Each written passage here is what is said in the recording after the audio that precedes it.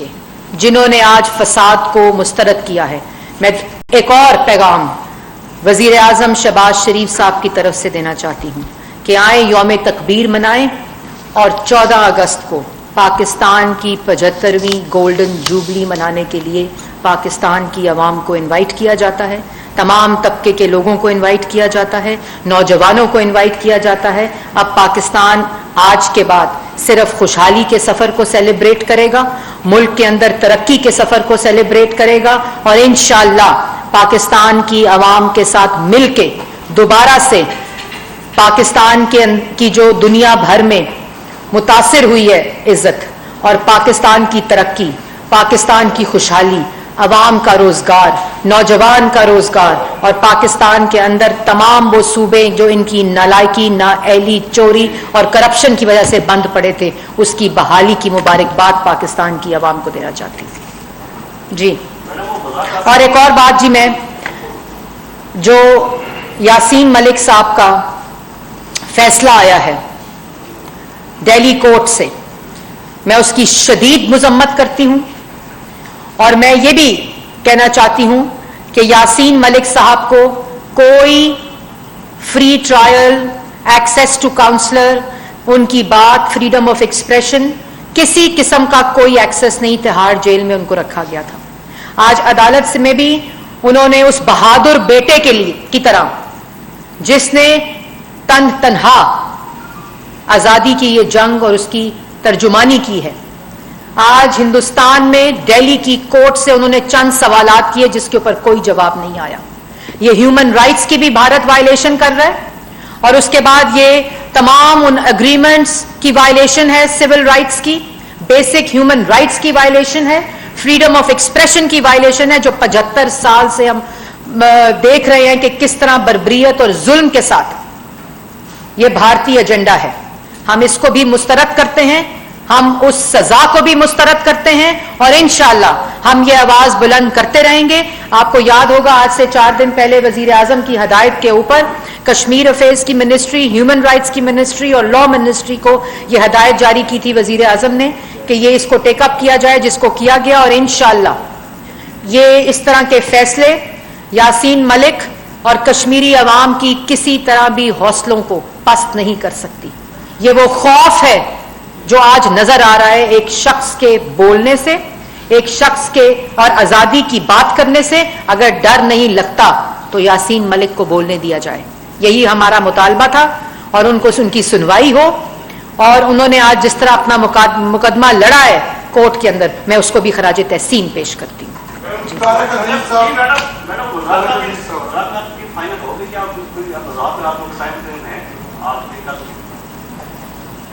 دیکھیں,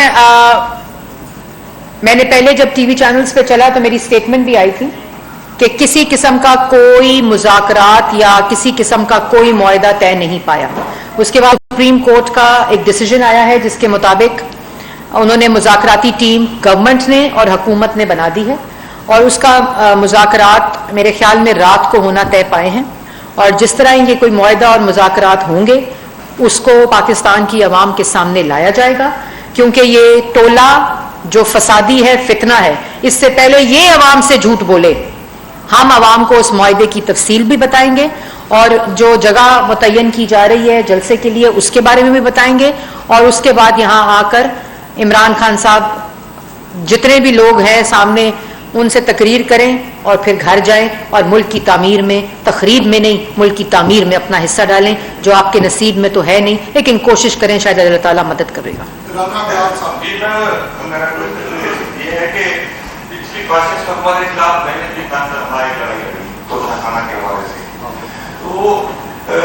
یہ ہے کہ جو آپ کی 22 گریڈ کا سیکرٹری جنرل ڈویژن میں عمران خان کا تحفظ کرتا رہا پورے 2 سالوں سے, مجھے فٹبال بنائے رکھا, اور عدالتی فیصلوں کی پاکستانی انفارمیشن کمیشن کے فیصلے کی سریہ نظامتی کرتا رہا سیکرٹری جنرل ڈویژن احمد سکھرا, اس کو کل 24 مئی کو پاکستان انفارمیشن کمیشن نے سزا سنائی ہے. اس کی 1 مہینے کی تنخواہ کے برابر فائن اس کو امپوز کیا ہے, اور ADPR کو ڈائریکشن دی ہے. میرا کوشچن یہ ہے کہ وہ شخص آپ کی سزا یافتہ ہونے کے باوجود سیکرٹری کیبنٹ کے عہدے پر فائز ہیں, کیا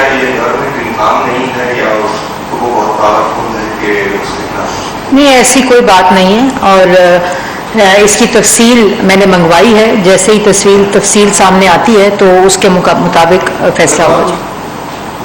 میڈم یہ بتائیے گا کہ اب سپریم کورٹ، اور میں یہ بھی کہنا چاہتی ہوں کہ سکھیرا صاحب کیبنٹ سیکرٹری ایک پروفیشنل آدمی ہیں، اور وہ اپنے فرائض کو اپنی منصب کے مطابق استعمال کرتے ہیں، اپنے اختیارات کو بھی.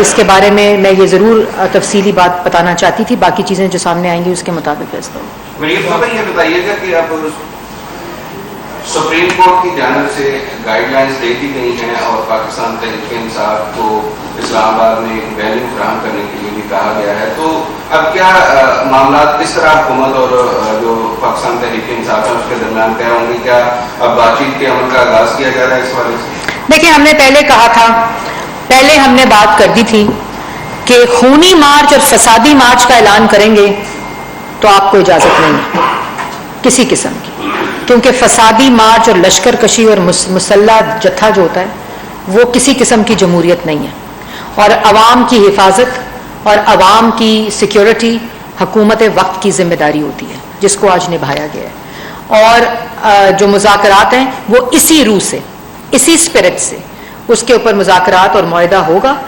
وہ تمام چیزوں کی اجازت ہے جو پرامن ہوگی، جو فریڈم آف ایکسپریشن ہوگا، جو کسی طرح بھی، کیونکہ دیکھیں آپ کا ماضی بڑا خطرناک ہے. پاکستان کی عوام کو شعور ہے، پاکستان کی عوام ملک کی ترقی چاہتی ہے، تخریب نہیں.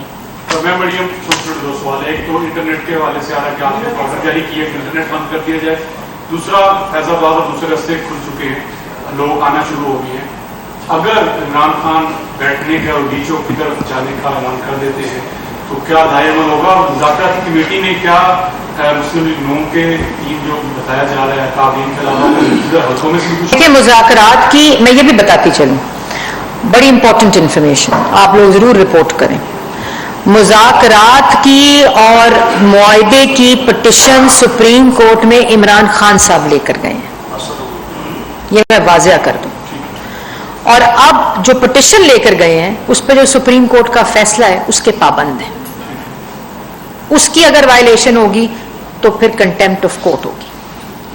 لیکن ان کا کچھ پتہ نہیں، نہ یہ کسی معاہدے کو پورا کرنا جانتے ہیں، نہ کسی وعدے کو پورا کرنا جانتے ہیں، نہ ان کو پتہ ہے وفا کیا ہوتی ہے، نہ ان کو پتہ ہے کسی کا ساتھ دینا کیا ہوتا ہے. احسان فراموش شخص ہے، اس لیے ان پہ کسی قسم کا یقین نہیں ہے. لیکن کیونکہ سپریم کورٹ نے ہمیں، سپریم کورٹ کا فیصلہ ہم نے اس کی پوری امپلیمنٹیشن کرنی ہے، اس کے پابند ہے عمران خان صاحب، اور اس معاہدے میں یہ تمام چیزیں لکھی جائیں گی. بہت شکریہ. اچھا جی آپ نے آج کا یہ جو مارچ تھا اس کو آپ کی گورنمنٹ نے بہت اچھی طرح سے ٹیکل کیا اور اس کو روک لیا، لیکن جو کورٹ کا آرڈر ہے کہ اسلام آباد میں انہیں H9 میں جمع ہونے کی اجازت ہے، راستے جیسے میرے ساتھی نے کہا کھل گئے ہیں، وہ اپنی بات پر قائم نہیں رہتے.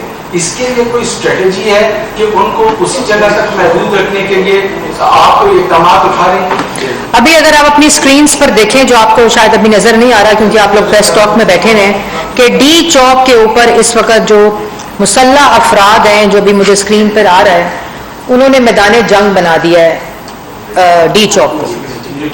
اب آپ یہ دیکھیں کہ یہ پرامن ہے. سپریم کورٹ کے آرڈر فیصلے کے بعد یہ وہ سکرینز کے ویژولز ہیں جو آپ کی سکرینز دکھا رہی ہیں اس وقت. یہ ہے ان لوگوں سے معاہدہ. یہ سپریم کورٹ کو یہ چیزیں دیکھنی چاہیے. یہ سپریم کورٹ کے آرڈر کے بعد کی ایکٹیویٹی ہے جو عمران خان کے حکم کے اوپر ہو رہی ہے. یہ وہ ایکٹیویٹی ہے جو سپریم کورٹ کے فیصلے کے بعد کی جا رہی ہے. یہ ڈی چوک پر جو اس وقت، لیکن اب میں بتانا چاہتی ہوں، کسی قسم کا کوئی ایسا واقعہ پیش آیا جس میں کوئی خدا نخواستہ جانی نقصان ہوا، خدا نخواستہ کسی بلڈنگ کا نقصان ہوا، کسی شہری کا نقصان ہوا، اس سارے کی ساری ذمہ داری عمران خان صاحب کے اوپر ہے. آج سپریم کورٹس بھی اس وقت یہ ویژولز دیکھ رہی ہوگی کہ حکومتی لوگ کے ساتھ جو ہمیں سپریم کورٹ نے کہا ہے کہ مذاکرات ان کے ساتھ کریں، اور حکومت کی جو ٹیم ہے وہ اس وقت مذاکرات کے لیے تیاری شروع کر رہی ہے. اور یہ جتھا ڈی چوک کے اوپر کیا مناظر دے رہا ہے، یہ ہے وہ اصل حقیقت، یہ ہے وہ فرق تخریب اور تعمیر کا، جس کے اوپر میں نے یہ پریس ٹاک کی ہے. مجھے یہ سوال ہے کہ آپ نے ریسنٹلی ایک وزٹ کیا تھا سعودی عرب کا، وہاں سے انڈیا سے تقریباً $8 بلین کا ایک پاکستان کو پیکیج اناؤنس کیا تھا، جس کی کل $3 بلین کی جو ہے سعودی فنانس منسٹر نے ایشورنس بھی دے دی ہے. تو آپ کے حکومت کے ترجمان بھی مزید اس بارے میں بات چیت کیا ہو رہی ہے اور کوئی خوشخبری ہم سعودی سے مزید کریں گے؟ آپ آئینے سے پاکستان کے اندر انشاءاللہ، میں نے جیسے پہلے کہا ہے، جو دوست ممالک کو انہوں نے ناراض کیا ہوا تھا، IMF کے معاہدہ جو انہوں نے اپنے دستخط سے خود اپروو کیا، اس کے اندر جو معاشی بدحالی ہوئی، یہ میں ضرور بتانا چاہتی ہوں کہ معاشی بحالی شروع ہو چکی ہے. دوست ممالک کے سوال ہونا شروع ہو چکے ہیں، جس کے ڈر اور خوف میں یہ دھرنا اور یہ گنڈا گردی ہو رہی ہے. میں نے کل بھی کہا تھا کہ خوف صرف اس بات کا ہے کہ ہم کہیں یہ نہ دیکھ لیں کہ پاکستان کی عوام کو ریلیف مل رہا ہے. اور خوشخبری اب صرف انشاءاللہ موجودہ حکومت کا مقصد ہی پاکستان کی عوام کو اب صرف خوشخبری اور خوشحالی دینا ہے. اور آئندہ آنے والے دنوں میں، اور لیکن یہ میں ضرور بتاتی چلوں کہ ان کی طرح نہ کشکول لے کر گئے ہیں، نہ ہاتھ پھیلائے ہیں. ہم نے اسٹریٹجک پارٹنرشپس، منصوبے، پروجیکٹس کے ذریعے یہ ساری فنڈنگ جو اب آئے گی وہ انشاءاللہ پاکستان کی عوام کے لیے روزگار لائے گی. جیسے سی پیک تھا، سی پیک کوئی کشکول نہیں تھا. سی پیک ملک کی ترقی کے لیے ایک معاشی منصوبہ تھا جس نے نوجوان کو روزگار دیا، ملک کے اندر منصوبے دیے، ملک کے عوام کو ریلیف دیا. اسی طرح جب ویژن ہو ملک کے اندر تعمیر کا، جب ویژن ہو ملک کے اندر منصوبوں کا جو پاکستان کی عوام کی ترقی کے اوپر مبنی ہو، تو پھر کشکول نہیں ہوتا، پھر منصوبے ہوتے ہیں، ترقی ہوتی ہے، روزگار ہوتا ہے. اور